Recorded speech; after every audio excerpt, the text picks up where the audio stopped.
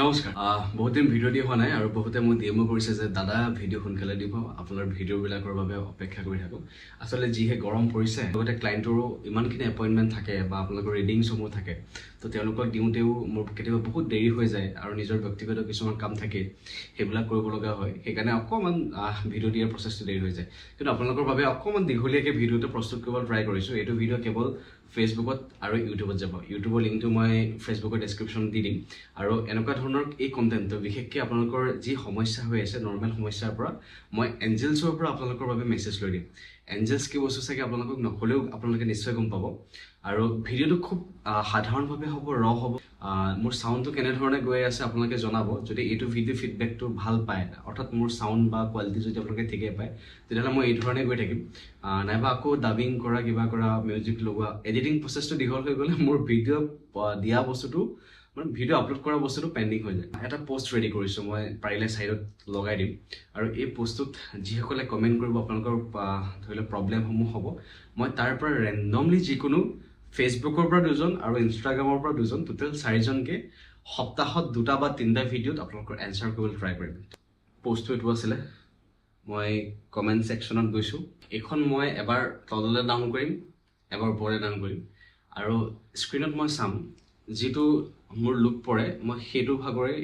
সেইটো কুৱেশ্যনৰ এনচাৰ মই দিবলৈ ট্ৰাই কৰিম তো এইটো আপোনালোকৰ লাক বেচিছ হ'ব বা এঞ্জেলছে আচলতে যাক এনচাৰ দিব বিচাৰিব ইনটিউশ্যন ফ'ল' কৰি মই যিকোনো ৰেণ্ডমলি 2জন পাৰ্চনৰ ল'ম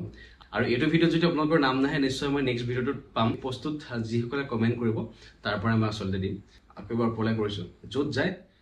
অ'কে ষ্টপ হৈছে মোৰ চকু য'তেই যাব মই তেওঁ ভাগ কৰি ল'ম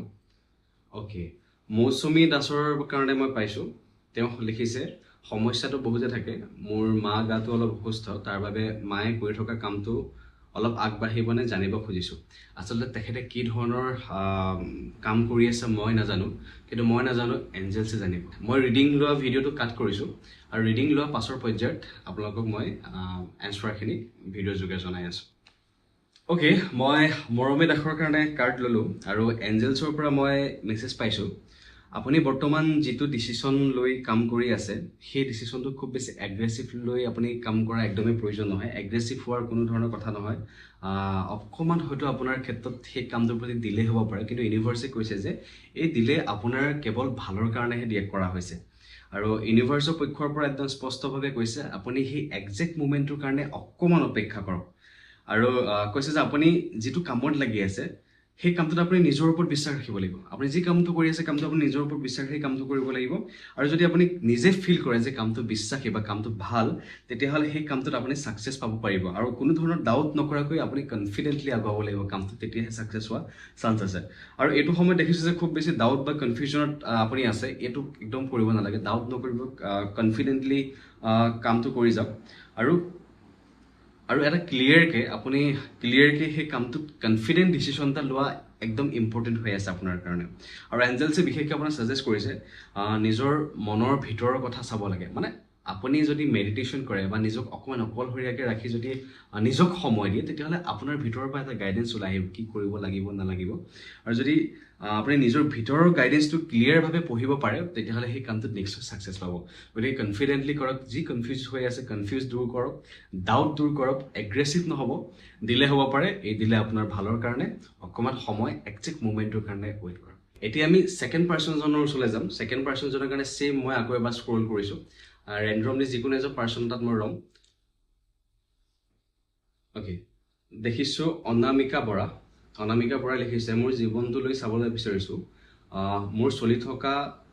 জীৱনটো বহুত দুখত চলি আছে পিছলৈ জীৱনটো সুখ হ'বনে তাকে জানিব বিচাৰিছোঁ লগতে পইচাৰো অভাৱ অ'কে মই তেওঁৰ বাবে এটা এঞ্জেলছ মেছেজ ল'বলৈ বিচাৰিছোঁ অ'কে অনামিকাৰ বাবে মই কাৰ্ড লৈছিলোঁ তো এঞ্জেলছ আপোনাক কৈছে বৰ্তমান আপুনি যি সমস্যাত আছে সেই সমস্যাবোৰ পোনপ্ৰথমে আপুনি যি মূল কাৰণ বা তাৰ বিষয়ে অকণমান তথ্যবিলাক সত্যকৈ আপুনি জানিবলৈ চেষ্টা কৰক পোনপ্ৰথমে আৰু হয়তো আপুনি নিজে ফিল কৰিছে হয়তো কিছুমান হাইডেন ইছ্যুজ আছে বা ক'ৰবাত ভুল হৈ গৈছে বা ভুল আছে গতিকে ষ্ট্ৰংলি আপোনাক এঞ্জেলছে ছাজেষ্ট কৰিছে আপুনি ধৰি লওক যি ভুল লোকৰ সংমিশ্ৰণত আছে বা তেওঁলোকৰ সহায় লৈছে বা ভুল লোকৰ আপুনি যি সহায় লৈছে সেইবোৰ নকৰিব ব্লাইণ্ডলি কাকো ট্ৰাষ্ট নকৰিব সমস্ত সিদ্ধান্ত যদি আপুনি কিবা এটা ল'ব লগা আছে পোনপ্ৰথমে সেই বস্তুটোৰ ওপৰত বা সেই বিষয়টোৰ ওপৰত ডিটেইলছবিলাক আপুনি পোনপ্ৰথমে তথ্য সংগ্ৰহ কৰি লওক, তাৰপিছতে কামটোত আগবঢ়ক। এনেকুৱা হয়তো আপোনাৰ লাইফত হৈ গৈছে, মই গম পোৱা নাইকিয়া, যিহেতু এঞ্জেলছৰ মেছেজ মই ডাইৰেক্টলি আপোনাক দিবলৈ ট্ৰাই কৰিছোঁ। দেন কৈছে এঞ্জেলছে কৈছে আপুনি নিজক বিলিভ কৰক, নিজক বিলিভ কৰক, ইউনিভাৰ্ছৰ ওপৰত বিলিভ কৰক। অৱস্থাটো লাগিলে আপোনাৰ যিমানেই কঠিন নহওক কিয়, যদি আপুনি হাই পাৱাৰলৈ ডিভাইন টাইমিঙৰ ওপৰত বিলিভ ৰাখে, নিশ্চয় আপোনাৰ সেই মনৰ কামনাবিলাক, মেনিফেষ্টেশ্যনবিলাক খুব সোনকালে পূৰণ হ'বলৈ গৈ আছে। তাৰ কাৰণে আপুনি নিজে প্ৰথমতে নিজক পজিটিভ কৰি ৰাখিব লাগিব। ছেকেণ্ডলি কৈছে যে আপোনাৰ জীৱনত অলৰেডি হিলিংছ আৰম্ভ হৈ গৈছে, সেইটো লাগিলে টকাৰ দিশতেই হওক বা ইম'চনেল দিশতেই হওক। হয়তো অকণমান শ্ল' হ'ব পাৰে, কিন্তু খুব সোনকালে আপোনালোকৰ ছিটুৱেশ্যন ষ্টেবল হ'বলৈ গৈ আছে। এইটো এটা স্পিৰিচুৱেল ৰিকভাৰী বা ফাইনেন্সিয়েল ৰিকভাৰী কাৰ্ড হয়। গতিকে আপুনি যিটো বিচাৰিছে অনাগত দিনত ভাল হ'বনে, অভিয়াছলি ভাল হ'বলৈ গৈ আছে। খালি আপুনি ষ্ট্ৰংলি পজিটিভ থাকক, ইউনিভাৰ্ছৰ ডিভাইন টাইমিঙৰ ওপৰত আপুনি বিলিভ ৰাখক, ফেথ ৰাখক, আৰু ব্লাইণ্ড ট্ৰাষ্ট নকৰিব। এতিয়া মই চাম ইনষ্টাগ্ৰামৰ পৰা। ইনষ্টাগ্ৰামত মই একচুৱেলি এটা মোৰ কমিউনিটি আছে, তেৰত ভাই ফিমাংশু বুলি এটা কমিউনিটি আছে, ব্ৰডকাষ্ট চেনেল বুলি ক'ব পাৰে। তো ব্ৰডকাষ্ট চেনেলটো মই ঠিক একেটা পষ্টেই দি পঠাইছিলোঁ, আৰু তাতে 71 জনে অলৰেডি দি পঠাইছে। তো 71 জনৰ পৰা মই 2জন ৰেণ্ডমলি ল'ম, স্ক্ৰল কৰিছোঁ, যিকোনো মই এবাৰ আকৌ স্ক্ৰল কৰিছোঁ, আকৌ ডাউন কৰিছোঁ, ষ্টপ। অ'কে, নাম পাইছোঁ মই নম্ৰতা খাউণ্ড,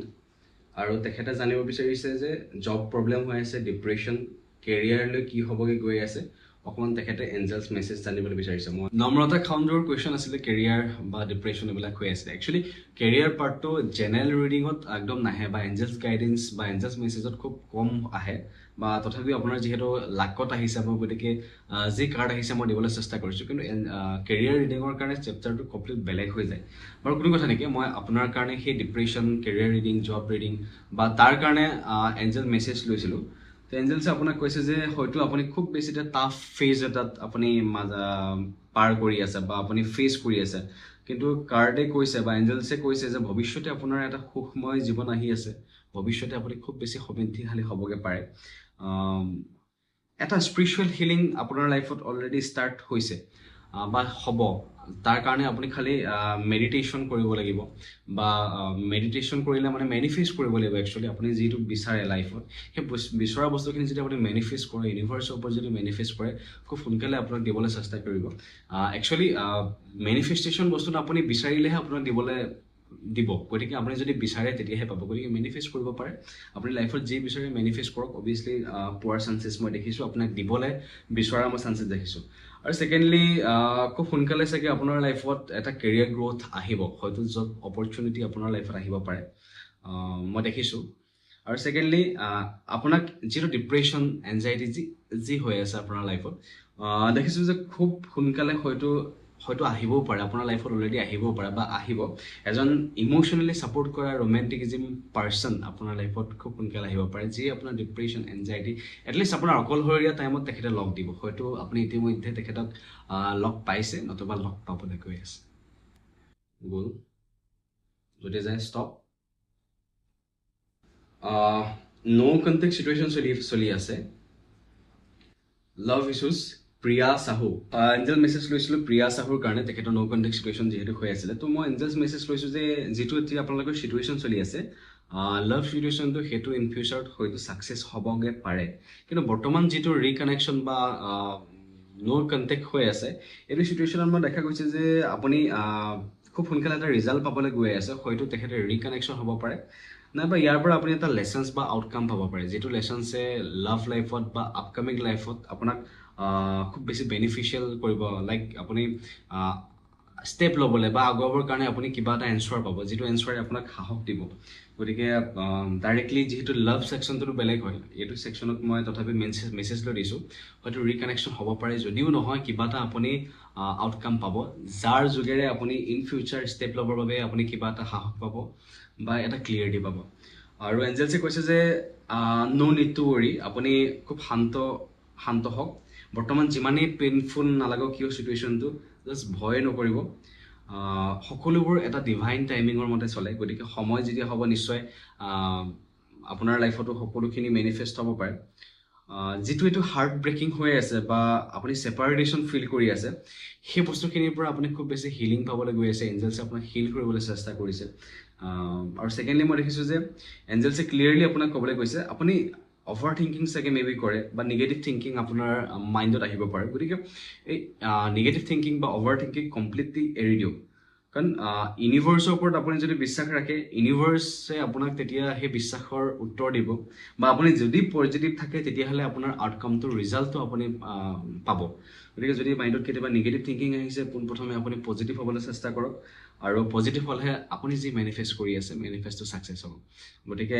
কৰক খুব সোনকালে চাগে আপুনি ৰিজাল্ট পাবলৈ গৈ আছে হয়তো কণ্টেক্ট কৰিব কাৰণ কৰিব নকৰিব ডাইৰেক্ট টেৰট ডেকখন বেলেগ হয় মই যিটো এঞ্জেলছ মেছেজ লৈ আছোঁ গতিকে মই দেখিছোঁ যে মেছেজ কৰিব হয়তো ৰিকণ্টেক্ট কৰিব নহ'লে আপুনি এটা ক্লিয়াৰ আউটকাম পাব যিটোৱে আপোনাক